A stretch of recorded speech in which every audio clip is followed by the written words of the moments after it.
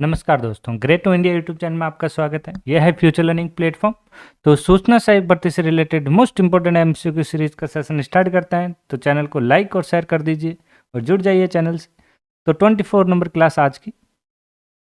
तो आज का 27 जो क्वेश्चन है, निम्नलिखित में से किस श्रेणी की फाइलें पहले से ही अत्यधिक संपीड़ित होती हैं? मतलब किस श्रेणी की फाइलें? तो ये जो फाइलें होती है वो कौन सी होती है जो पहले से संपीड़ित पीड़ित होती है? वो होती है जो जेपीजी की फाइल। कौन सी फाइल होती है? जेपीजी। निम्नलिखित में से कौन सा कथन असत्य है? मतलब यहाँ पे आपको असत्य कथन बताना है, कौन सा है। तो देखते हैं, देखो। एन इनक्रिप्टेड फाइल संपीड़ित की जा सकती है, बिल्कुल की जा सकती है। संपीड़ित फाइल एक कम स्टोरेज स्थान की आवश्यकता होती है, बिल्कुल राइट है। संपीड़ित फाइल असंपीड़ित फाइल की तुलना में अधिक तेजी से ट्रांसफर की जाती है, बिल्कुल ट्रू है। जेपीजी फाइल संपीड़ित जिप्ड नहीं की जा सकती। संपीड़ित का मतलब होता है जिप, मतलब जेपीजी फाइल जिप नहीं की जा सकती। ये तो कर सकते हैं और ये कह रहा नहीं कर सकते, तो यहाँ पे ये फॉल्स कथन हो चुका है। तो सही आंसर होगा इसका डी। निम्नलिखित में से किस फाइल सिस्टम को विंडोज एनटी के पहले संस्करण के साथ प्रस्तावित किया गया था? तो ये जो किया गया था पहले, तो वो था एनटीएफएस। कौन था? एनटीएफएस। एनटीएफएस का मतलब यहाँ पे ध्यान रखना, new technology, new technology, new technology file system. दूसरी चीज यहाँ पे फैट की भी फुल फॉर्म ध्यान रखें। फैट जो होती है उसकी फुल फॉर्म होती है file allocation table. File allocation, allocation table. चलते हैं नेक्स्ट क्वेश्चन की ओर। निम्नलिखित में से डॉस कमांड, मतलब डिस्क ऑपरेटिंग सिस्टम का जो कमांड है, फाइल एट्रीब्यूट को प्रदर्शित करता है, उससे बदलना होता है। तो इसके लिए जो कौन सा डॉस कमांड यूज किया जाता है? तो यहाँ पे जो डॉस कमांड यूज किया जाता है एट्रीब। सही आंसर रहेगा ए। निम्नलिखित का मिलान करें। तो यहाँ पे सेट 1 और सेट 2 का मिलान करना है। Single dot, double dot, back slash, forward slash. तो ये किस लिए, कौन किस लिए यूज होता है वो ध्यान रखें। देखिए, सिंगल डॉट जो होता है वो होता है करंट डायरेक्टरी के लिए। मतलब यहाँ पे देख सकते हैं सी, तो मतलब देखिए आप सी इधर नहीं, इधर नहीं है, तो या फिर सी या डी आंसर होगा। 31 का सी या डी आंसर होगा। तो सेकंड देखते हैं, डबल डॉट। जब डबल डॉट की बात की जाती है तो ये होता है पेरेंट डायरेक्टरी। मतलब सही आंसर होगा सी, ए और बी। जहाँ पे सी, ए, बी है वो आंसर राइट है, मतलब सही आंसर रहेगा इसका सी। सत्य और सत्य कथन बताना है। एक फोल्डर जिसमें फाइलें और सब फोल्डर दोनों हैं उसे जिप फाइल किया जा सकता है, बिल्कुल किया जा सकता है, बिल्कुल ट्रू है ये। तो 32 का आंसर क्या होगा? पहला तो सत्य हो चुका है। दूसरा देखते हैं। जेपीजी फाइलों को जिप करने, कंप्रेस करने पर उनका आकार कुछ खास कम नहीं होता, क्योंकि ऐसी फाइलें पहले से ही बहुत अधिक मतलब जिप हो ही रहती है। तो यहाँ पे भी बिल्कुल ये भी ट्रू है। तो यहाँ देख सकते हैं सही आंसर आएगा ये। दोनों कथन यहाँ पे ट्रू है।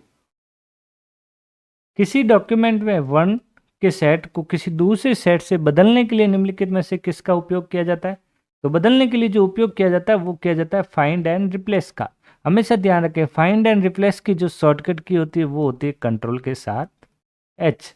यदि ओनली फाइंड का पूछे तो हमेशा ध्यान रखें ओनली फाइंड के लिए कंट्रोल के साथ एफ, और यदि ओनली फॉर रिप्लेस के लिए शॉर्टकट की रहेगी कंट्रोल प्लस एच। पेस्ट की शॉर्टकट की ध्यान रखें, पेस्ट की कंट्रोल के साथ वी। सेव की ध्यान रखें कंट्रोल के साथ एस, और कॉपी की ध्यान रखनी है आपको यहाँ पे कंट्रोल के साथ सी, और कट की जो शॉर्टकट की है वो है कंट्रोल के साथ एक्स। तो इसका जो सही आंसर रहेगा ए। कस्टमाइज टेक्स्ट जिसे वर्ड प्रोसेसर डॉक्यूमेंट के प्रत्येक पेज के नीचे निचले भाग पर डालता है उसे क्या कहा जाता है? मतलब कस्टमाइज जो टेक्स्ट होता है वर्ड डॉक्यूमेंट के जो प्रत्येक पेज के जो नीचे भाग में जो डाला जाता है उसे क्या कहा जाता है? उसे कहा जाता है नीचे के लिए फुटर कहा जाता है, और टॉप में जो होता है वो होता है हेडर।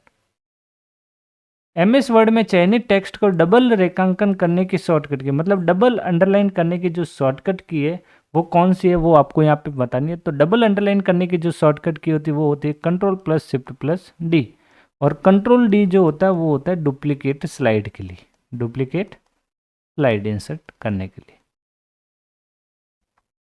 MS वर्ड में पेज ब्रेक इंसर्ट करने की शॉर्टकट की, पेज ब्रेक के लिए कंट्रोल के साथ एंटर की यूज की जाती है। कंट्रोल बी जो होता है बोल्ड के लिए। MS वर्ड में यदि टेक्स्ट का फॉन्ट साइज 36px हो तो लगभग किसके बराबर होता है? तो ये जो बराबर होता है लगभग 0.5 इंच के बराबर होता है।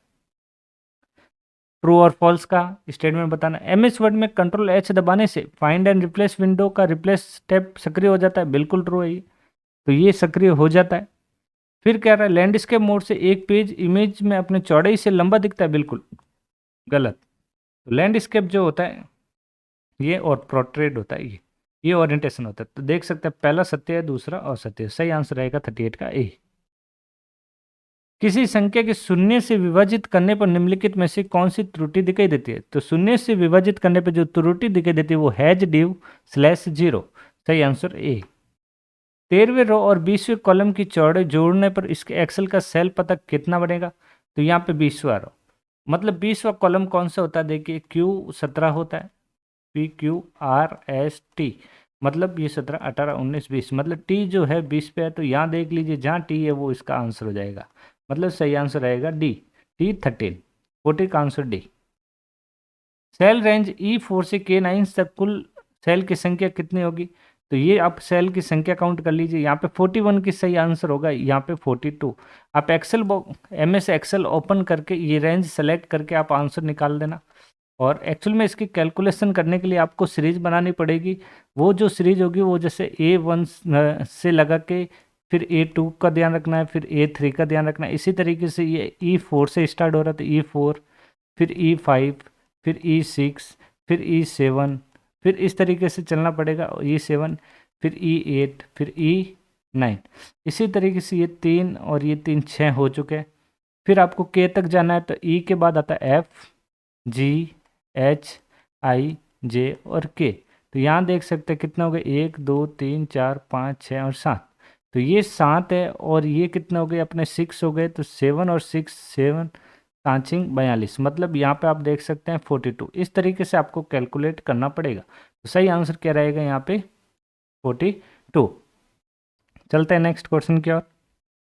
निम्नलिखित में से किस श्रेणी के एक्सेल चार्ट को XY चार्ट भी कहा जाता है? XY चार्ट किसे कहा जाता है? ये कहा जाता है सेक्टर चार्ट को। किसे कहा जाता है? सेक्टर चार्ट को। निम्नलिखित में से कौन सा एक्सेल में मान्य मिक्स्ड सेल संदर्भ होता है? मिक्स्ड मतलब यहाँ पे मिक्स जो सेल एड्रेस होता है वो होता है $15, मतलब सही आंसर रहेगा इसका ए। एक्सेल फॉर्मूला पावर 2 की पावर 10 का मान क्या होगा? मतलब पावर का फॉर्मूले का मतलब है जो 2 की पावर है वो है 10। तो इसको कैलकुलेट करने के लिए आपको ध्यान रखना 2 × 2 × 2, इस तरीके से आपको कैलकुलेट करना पड़ेगा। तो 2 2 4 2 6 2 8 और ये 2 10। तो इसको इसको सबको मल्टीप्लाई करना, 2 दूनी 4 4 दूनी 8 16 32 64 128 256 512 और 1024, मतलब सही आंसर आएगा इसका डी। एक्सेल समीकरण 2048 2 की पावर 10 माइनस 10 डिवाइड बाई 5 का मान क्या होगा? तो देखिए 2048 डिवाइड करना है 2 की पावर कितनी है वो है 10, ठीक है। फिर माइनस 10 को डिवाइड करना है 5 से, तो ये डिवाइड किया तो 2 आ गया। अब इसकी 2 की पावर 10 है, तो इसको काट के आप देखोगे तो देख लीजिए, तो यहाँ पे 2 कितने हैं 4, ये वापस और मैंने 4 ले लिए। फिर ये 2 4 4 9 10, देखिए 2 एकम 2 ये कट चुका है। तो 2 एकम 2 2 दून 4 2 चौक 8। फिर ये 2 से काटते हैं, 2 5 10 2 एकम 2 2 दून 4। फिर ये 2 से काटते हैं तो आ गया अपना 256। फिर ये 2 से काटते हैं फिर आ जाता है 128। फिर ये 2 से काटते हैं तो फिर आ जाता है 64। फिर ये 2 से काटते हैं फिर आ जाता है अपना 32। फिर 2 से काटते हैं तो फिर आ जाता है 16। फिर 2 से काटते हैं तो 8। फिर 2 से काटते हैं तो 4। फिर 2 से काटते हैं तो 1। तो आप देख सकते हैं यहाँ पे 1, तो सही आंसर क्या होने वाला है? तो अब आप यहाँ पे आप देख सकते हैं, तो 45 का जो सही आंसर आएगा अपना वो आएगा 0। क्या आएगा? 0, क्योंकि यहाँ पे जैसे 2 की पावर 10 होती है वो होती है 1024, और इसका डबल जो होता है ये। तो कितने बार गया 2, और 2 में से 2 माइनस करेंगे तो कितना बचेगा? 0। सत्य और सत्य कथन बताइए।